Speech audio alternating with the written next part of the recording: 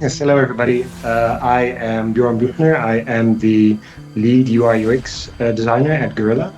And together with my team, I'm responsible for all of the menu and HUD that you see in our games.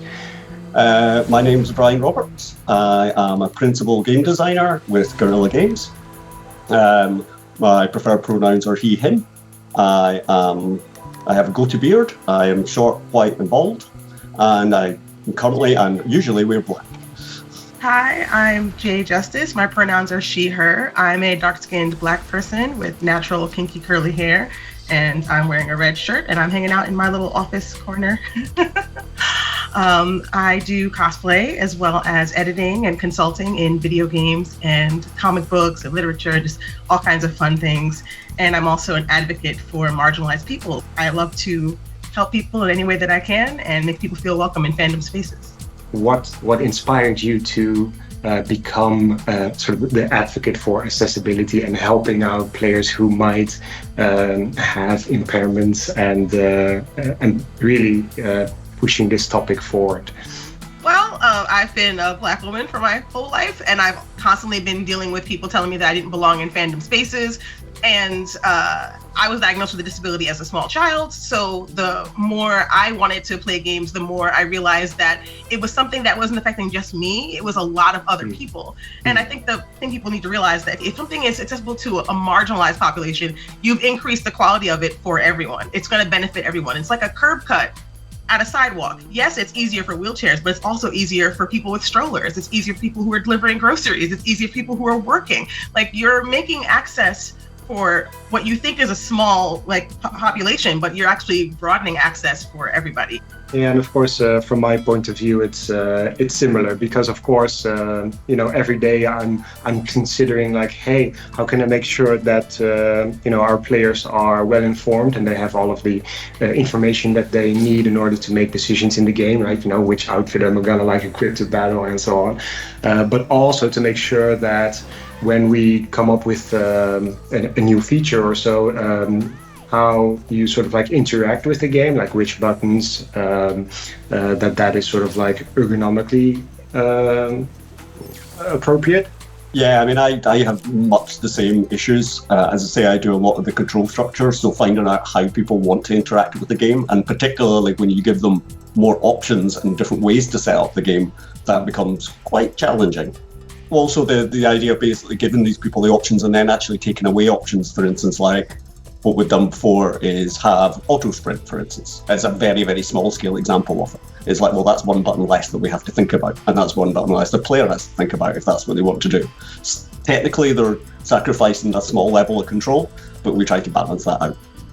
It's funny, as someone who uses accessibility tools every day, it's not so much a sacrifice, it's oh, thank goodness this game is letting me decide how much I have to think about what I'm doing to get to the objective. And so if you allow someone to save a click or to save a button press, you're enabling them to do more in the game than they would have without that option. So it's really fantastic.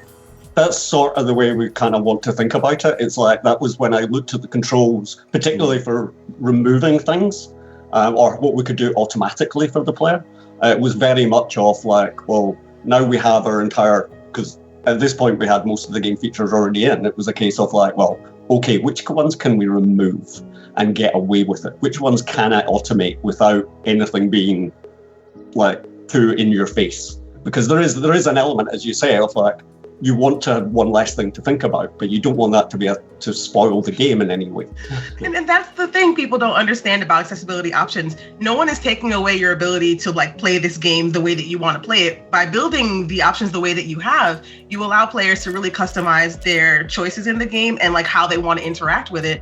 It's part of the game. It doesn't feel like you're being taken out of the experience. The immersion is not broken. There's just so many ways to play this game. There's no wrong way to play the game, and that's what I love about it. So. I was going to ask you what options you actually used for this.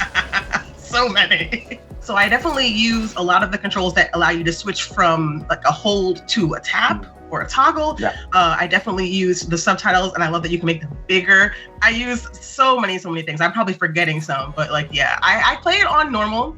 But I do as many of the accessibility options as I think that I will need to get through the game. I think what I like in our approach so far is that even if it's sort of content that is a bit more difficult, or should I say, maybe towards the end of the game or a bit more hardcore, like it doesn't matter. Like if you want to turn on some of these settings, then it's fine. I think we are quite lenient in also with the button mapping. Like if you want to put this jump on L2, whatever, fine, go for it, because it's almost impossible for us to predict like what would work best for you, and it changes as well. And I think that's a very good part of sort of how we approach the button remapping, or perhaps like our accessibility settings in general. And I think it comes through in the final game as well. I think it has its own built-in challenges that are like challenges of gameplay and not challenges of access. I think that's the big difference, because a lot of people equate easy mode with accessibility, and while they can work together, they're not the same thing.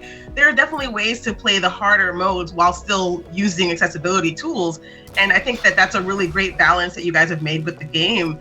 I think what you mentioned, Jay, with sort of like it can be challenging, but the challenge should not be in the access part. Resonates quite strongly with me as well, because basically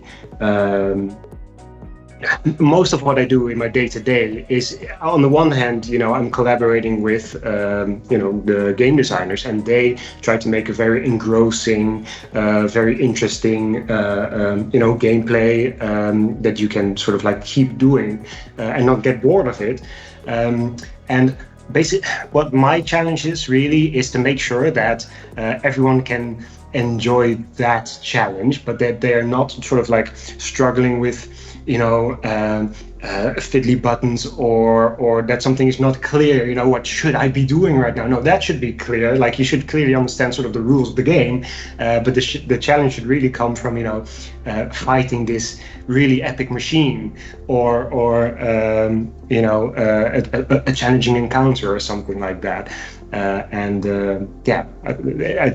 thought it was interesting. I do love that the challenge never comes from not being able to find anything in the game, because at least you can have it set to that there's a marker here. And I'm someone who came from the era of games where every single game had the same mini map of a little radar in the corner with the circle and this is you. So making the switch from that typical style of like, this is where you are, to a navigation bar, I was like, oh, this is different. But it kind of, I felt my brain click and I was like, okay, I got it now. I'm actually able to find my way around so much easier in this game. And I'm that person who gets lost very easily in video games. So I really appreciate the navigation tools so much.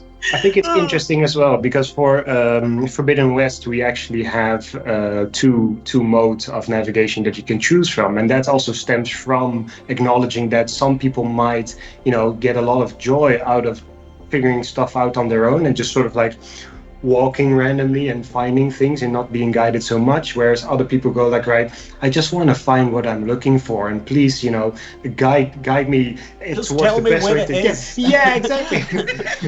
And so I think those modes are very successful, and I've seen like less people just being stuck on the top of a mountain, let's say. So although I cannot avoid like that in all cases, I guess. Yeah.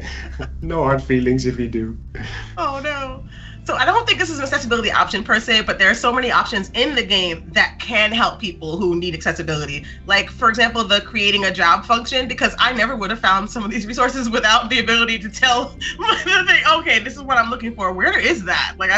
So do you guys consider that just part of the game design, or do you consider that an accessibility option? It was actually as a response to the fact that exactly what you said. And it's a carry on for that. And I understand that you could see it as an accessibility option. I don't see it that way necessarily, but that's true. I don't see it that way either, but I think it helps people in a similar fashion, and people who resist thinking, oh, I don't want anything to help me. I just throw me in the game blindfolded and naked. I don't want any assistance. Sometimes some built-in things can be really helpful. You've obviously been in this industry for a little bit now, and undoubtedly you've probably seen recurring sort of themes, or maybe even like things change over time, especially like on the subject of accessibility, of course. I was kind of wondering if if you had any insights you could share with us. I think that accessibility has become something that is more expected now. Like, instead of people just assuming that accessibility is something that doesn't need to be happening unless you're like, oh, that's just for big, multi-million-dollar companies. No, Right. there are actually lots of free tools on the internet that you can use and learn how to implement these things in your games. Even if you are just an indie developer, if you are a single dev working by yourself. Of course, we have a lot of players that play our games, play many games. I was wondering if they can sort of like help out in some way to further accessibility in games, or sort of maybe as more like a community, and how they deal with the topic, think about the topic. Gamers can make a huge positive impact on the community, on accessibility as a whole, because the voice that you have online, even if you're just one person with like 2 followers, you can be a positive person in the community. If you see someone who is sharing a negative opinion about accessibility and saying that it's not necessary or that it's just easy mode, what I like to call it is plant a flower. Be welcoming, be inclusive, like be a positive force in the fandom. It doesn't take much, just having a little joy in your heart and quick Twitter fingers.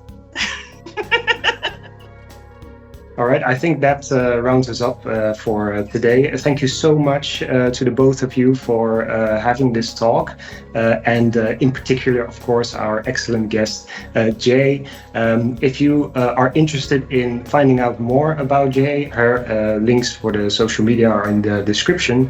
And of course, also many thanks to all of the fans of our game. PlayStation